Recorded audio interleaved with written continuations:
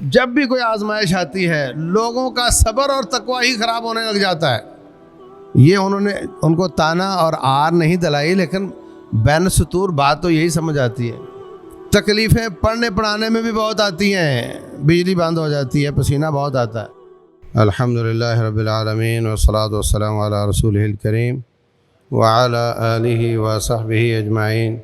اشہد ان لا الہ الا اللہ وحدہ لا شریک لہ واشہد ان محمدا عبدہ ورسولہ صلی اللہ علیہ وسلم۔ اعوذ باللہ السمیع العلیم من الشیطان الرجیم۔ قال اللہ عز وجل ان تصبکم حسنۃ تسؤہم وان تصبکم سیئۃ یفرحوا بها وان تصبروا وتتقوا لا یضرکم کیدہم شیئا۔ کافر آپ کے بارے میں برا سوچتے ہیں، وہ آپ پر کبھی خوش نہیں ہو سکتے۔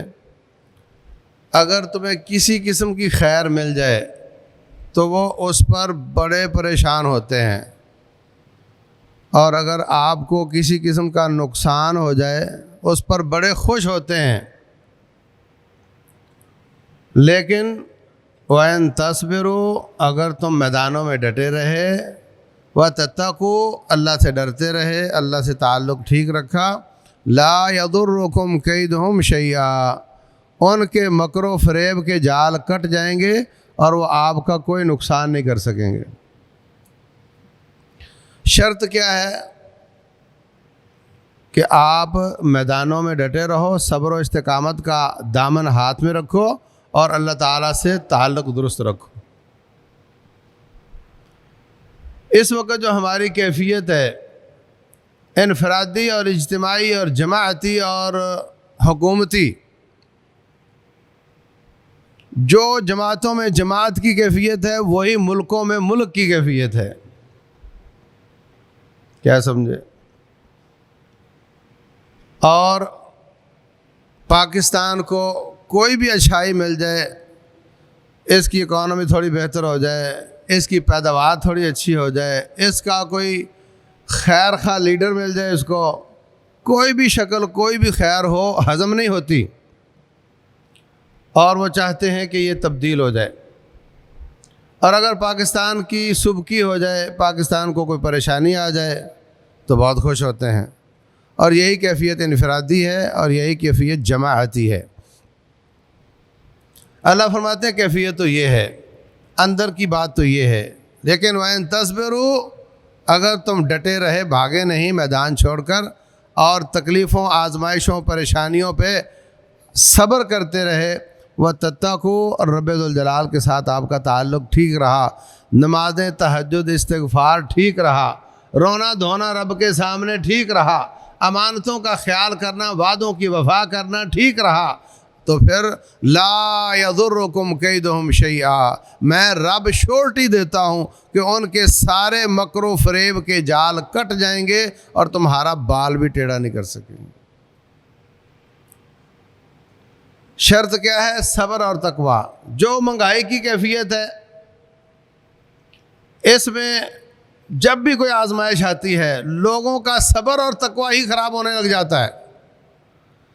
مظفر آباد میں زلزلہ آیا، کچھ لوگ اللہ کے سامنے گڑ گڑانے لگ گئے، اللہ کے زیادہ قریب ہو گئے، اور کچھ لوگ نماز نہیں پڑھتے تھے، کہتے تھے اس رب نے نعوذ باللہ ہمارا گھر گرا دیا، اب ہم اس کی عبادت کیوں کریں؟ یہ بے صبری ہے، بے صبری اور اللہ سے تعلق خراب۔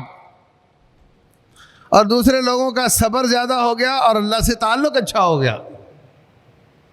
تو اللہ تبارک و تعالیٰ نے صبر اور تقوی بیان کیا ہے کہ اگر آپ یہ دو چیزیں کرو گے، دشمن کے سارے پلان فیل ہو جائیں گے اور تمہارا کوئی نقصان نہیں ہوگا۔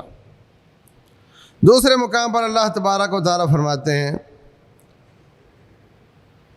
کہ دشمن 1000 ہے اور تم 313 ہو بدر کے میدان میں، لیکن بلا ان تصبروا وتتقوا، اگر تم ڈٹے رہے، اللہ کے سامنے گڑ گڑاتے رہے، اللہ سے تعلق ٹھیک رکھا، وَيَأْتُوكُم مِّن فَوْرِهِمْ هَٰذَا، وہ اس جوش اور جذبے کے ساتھ آئیں گے جوش اور جذبے کے ساتھ فرشتے آئیں گے. یمددکم ربکم بخمسۃ آلاف من الملائکۃ مسومین. اللہ تعالیٰ 1000 کے مقابلے میں 5000 فرشتہ بھیجے گا جو نشانہ باز ہوگا. تو یہ اللہ تبارک و تعالیٰ کا وعدہ مشروط ہے بلا ان تصبروا وتتقوا. اگر تمہارا صبر استقامت ٹھیک رہی اور اللہ تبارک و تعالیٰ کے ساتھ تمہارا تعلق ٹھیک رکھا تو پھر اللہ تعالیٰ 5000 فرشتے بھیجے گا جو تیر انداز نشانہ باز ہوں گے. تیسرے مقام پر اللہ تبارک و تعالیٰ فرماتے ہیں اللہ تعالیٰ لَتُبْلَوُنَّ فِي أَمْوَالِكُمْ وَأَنفُسِكُمْ. اللہ تمہارے مالوں میں اور جانوں میں ضرور آزمائے گا اور تمہیں دوسروں سے باتیں بھی سننی پڑیں گی. یہ سب کچھ ہوگا لیکن وَإِن تَصْبِرُوا وَتَتَّقُوا فَإِنَّ ذَلِكَ مِنْ عَزْمِ الْأُمُورِ.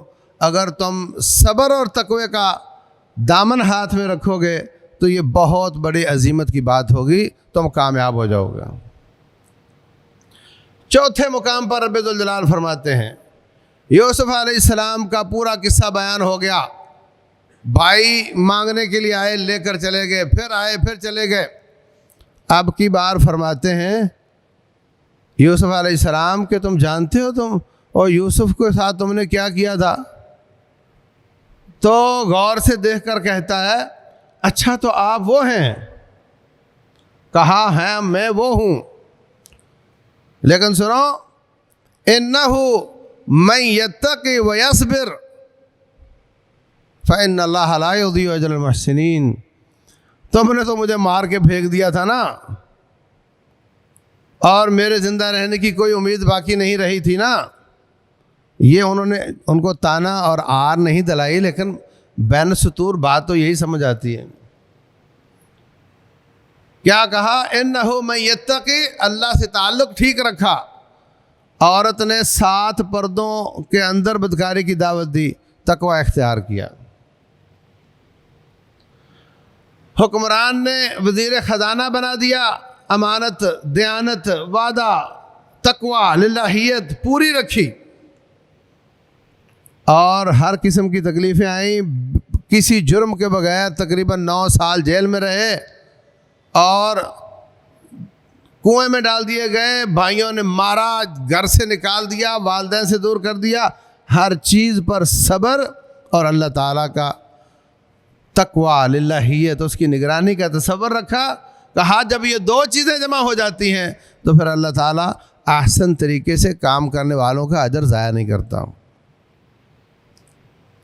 تو میرے کارکنان بھائیوں اور میرے طالب علم بھائیوں, زندگی بھر یہ سبق یاد رکھنا ہے. تکلیفیں پڑھنے پڑھانے میں بھی بہت آتی ہیں, بجلی بند ہو جاتی ہے, پسینہ بہت آتا ہے. تصبروا, ڈٹے رہو, صبر اور استقامت, وتتقوا, اور اللہ تعالیٰ کا تقوی, للہیت, گڑ گڑانا, رونا دھونا اور اپنے گناہوں سے معافیہ مانگنا اور اللہ تبارک و تعالیٰ کی نگرانی کا تصور رکھنا اور اپنی اصلاح کی کوشش کرتے رہنا. یہ 2 کام کرتے رہو گے تو اللہ تبارک و تعالیٰ آپ کا کوئی نیکی کا کام ضائع نہیں کرے گا. نہ شہادتیں ضائع ہوں گی, نہ جہاد ضائع ہوگا, نہ دعوت اللہ ضائع ہوگی, نہ کارکن ضائع ہوگا, نہ قیادت ضائع ہوگی. اللہ تبارک و تعالیٰ وہی وعدے پورے کرے گا جو یوسف علیہ السلام کے ساتھ پورے کیے تھے. اللہ تبارک و تعالیٰ عمل کی توفیق دے. واللہ اعلم وصلی اللہ وسلم وبارک علی نبینا محمد.